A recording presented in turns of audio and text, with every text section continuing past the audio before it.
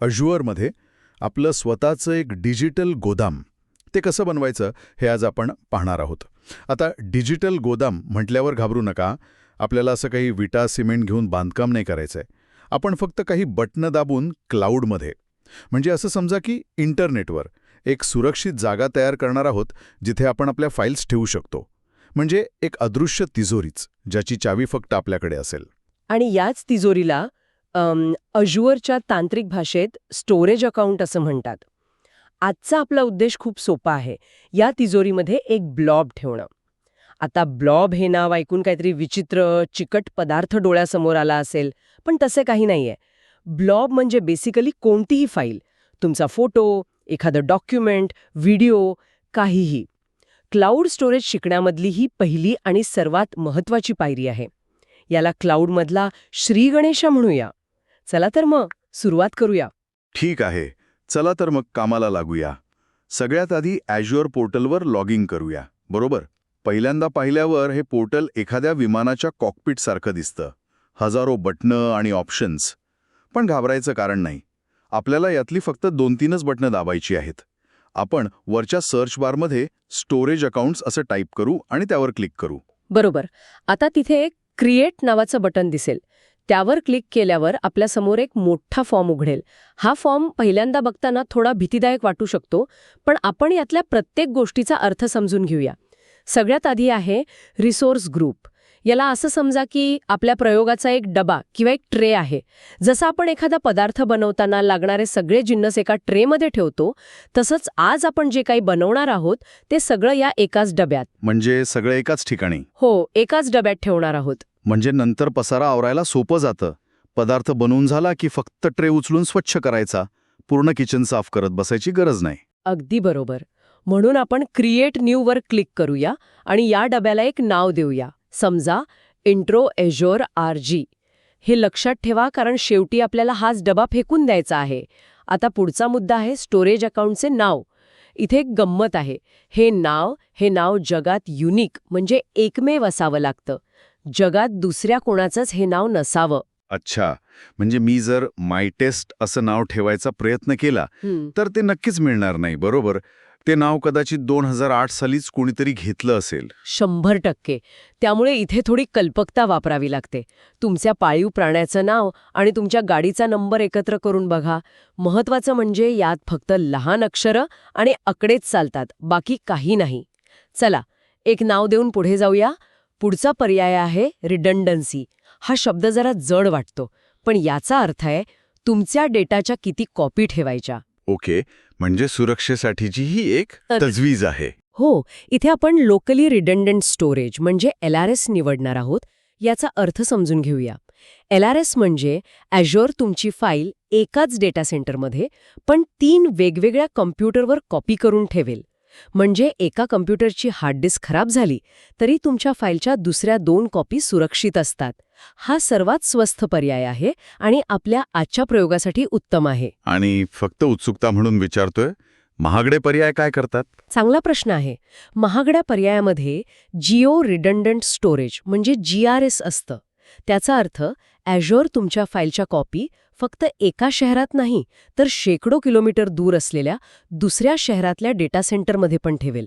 म्हणजे पुण्यातल्या डेटा सेंटरला काही झालं तरी मुंबईतल्या डेटा सेंटरमध्ये तुमची फाईल सुरक्षित राहील. अगदी. एखाद्या मोठ्या कंपनीसाठी जसं की बँकेसाठी हे गरजेचं असतं, पण आपल्या फोटोंसाठी LRS पुरेसं आहे. समजलं. म्हणजे आपल्या घराच्या चावीच्या 3 कॉपी बनवून तिन्ही एकाच ड्रॉवरमध्ये ठेवणं म्हणजे LRS, आणि एक कॉपी पुण्यात, एक मुंबईत आणि एक दिल्लीत ठेवणं म्हणजे GRS. अप्रतिम उदाहरण. चला, आता बाकीच्या सेटिंग्ज जशा आहेत तशाच ठेवल्या, त्या ॲडव्हान्स्ड वापरासाठी आहेत. आता खाली असलेल्या निळ्या रिव्ह्यू बटणावर क्लिक करूया. इथे ॲझ्युअर आपण भरलेली सगळी माहिती बरोबर आहे की नाही हे तपासेल. सगळं हिरवं दिसलं की क्रिएट बटन दाबा.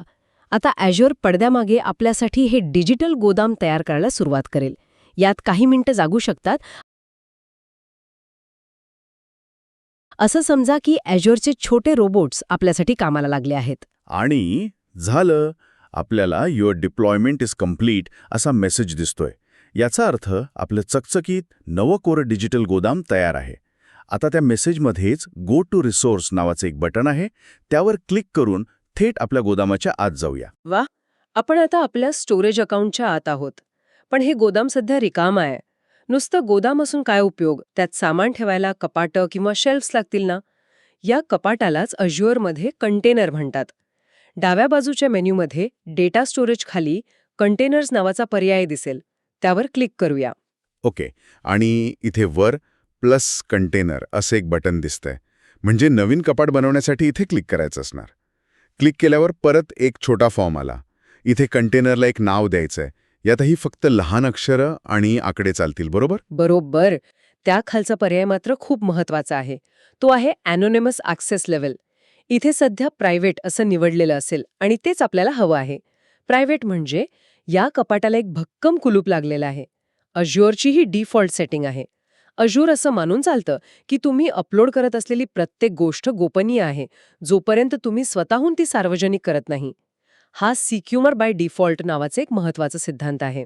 म्हणजे ॲज्युअर माझ्या परवानगीशिवाय माझी फाईल कोणालाही दाखवणार नाही, अगदी चुकून सुद्धा. हे चांगलं आहे. चला, क्रिएट बटन दाबूया आणि झालं, आपलं कपाट तयार आहे. गोदाम झालं, कपाट झालं. आता वेळ आली आहे त्यात सामान भरण्याची. नक्कीच. आपण तयार केलेल्या कंटेनरच्या नावावर क्लिक करून आत जाऊया. आता इथे वर एक अपलोड नावाचं बटन दिसेल. ते दाबा. एक पॅनल उघडेल जिथे आपण आपल्या कम्प्युटरमधून फाईल निवडू शकतो. मायक्रोसॉफ्टच्या डॉक्युमेंटमध्ये तर फुलाचा फोटो अपलोड करायला सांगितलाय, पण आपण आपल्या आवडीचा पदार्थाचा फोटो टाकूया.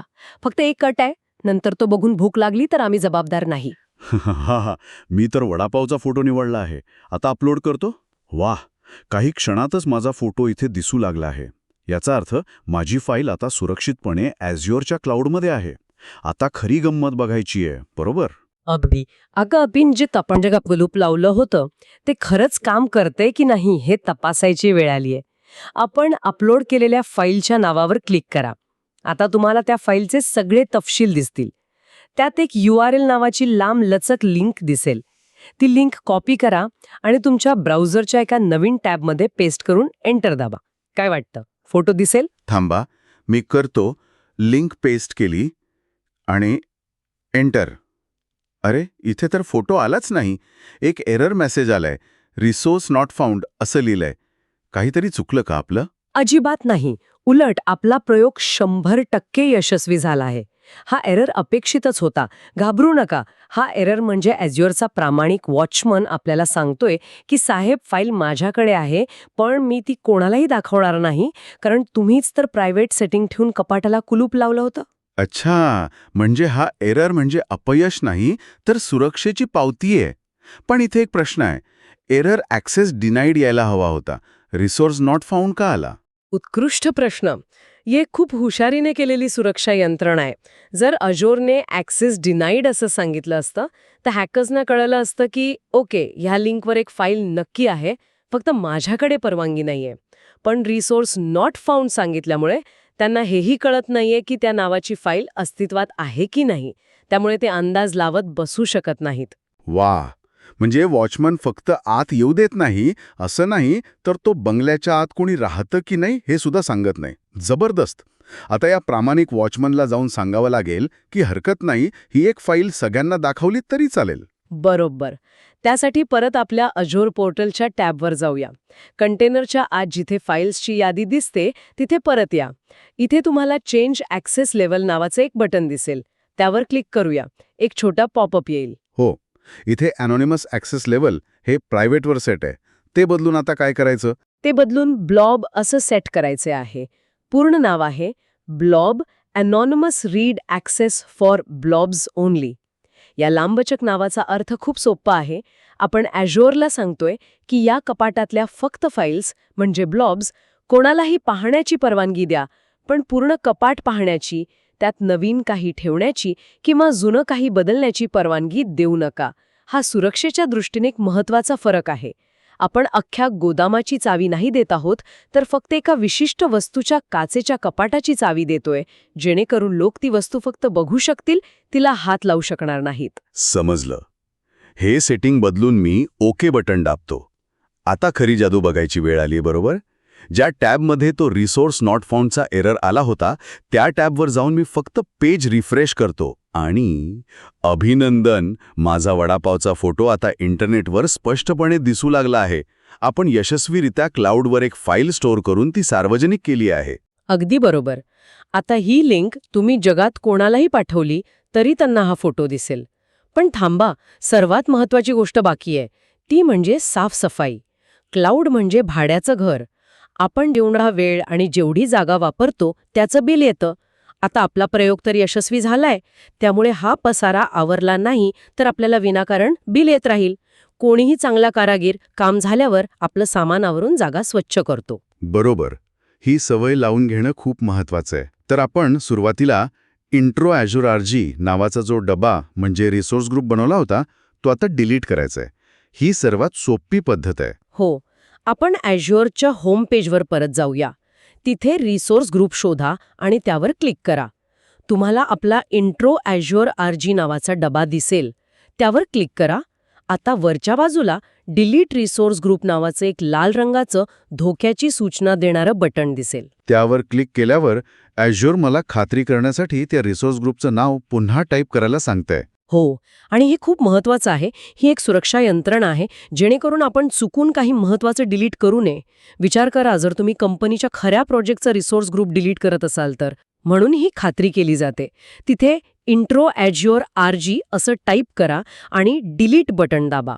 असं केल्याने आपण बनवलेलं गोदाम, त्यातलं कपाट आणि त्यातली फाईल हे सगळं काही एका क्लिकमध्ये नष्ट होईल आणि आपल्याला कोणतेही अतिरिक्त पैसे लागणार नाहीत. तर आज आपण काय काय केलं याचा एकदा आढावा घेऊया. आपण ॲझ्युअरवर एक स्टोरेज अकाउंट नावाचं डिजिटल गोदाम बनवलं. त्यात एक कंटेनर नावाचं कपाट तयार केलं. एक फाईल अपलोड केली, तिची सुरक्षा तपासली आणि मग तिची परवानगी बदलून ती जगात कोणालाही दिसेल अशी व्यवस्था केली. आणि शेवटी आपण केलेला सगळा पसारा एका क्लिकमध्ये साफ केला. हो, आणि हे जरी एक छोटं प्रात्यक्षिक असलं तरी याच मूलभूत तत्वावर जगातल्या मोठमोठ्या कंपन्या काम करतात. आपण इंस्टाग्रामवर फोटो स्क्रोल करतो, नेटफ्लिक्सवर सिनेमा पाहतो किंवा अॅमेझॉनवर वस्तूचा फोटो बघतो, तेव्हा पडद्यामागे अशाच प्रकारच्या स्टोरेज सिस्टममधून त्या फाईल्स आपल्यापर्यंत अत्यंत वेगाने पोहोचत असतात. त्यांचं गोदाम खूप मोठं असतं आणि आपली तिजोरी खूप लहान होती. एवढाच काय तो फरक. म्हणजे आज आपण जे शिकलो ते फक्त एक लहान प्रात्यक्षिक नव्हतं, तर क्लाउड कम्प्युटिंगच्या एका मोठ्या आणि महत्वाच्या भागाची ती ओळख होती. एक शेवटचा विचार. आज आपण फाईल सगळ्यांसाठी सार्वजनिक केली. पण विचार करा, जर ती फाईल फक्त तुमच्या निवडक मित्रांनाच दाखवायची असेल आणि ती सुद्धा फक्त पुढच्या 10 मिनिटांसाठीच. एक अशी लिंक जी 10 मिनिटांनी आपोआप एक्सपायर होईल, अशी व्यवस्था करता येईल का? त्यासाठी अझ्युअरमध्ये कोणती सुरक्षा यंत्रणा असेल, हा पुढच्या शोधाचा एक रंजक विषय असू शकतो, ज्याला शेअर्ड ॲक्सेस सिग्नेचर किंवा सॅस टोकन म्हणतात.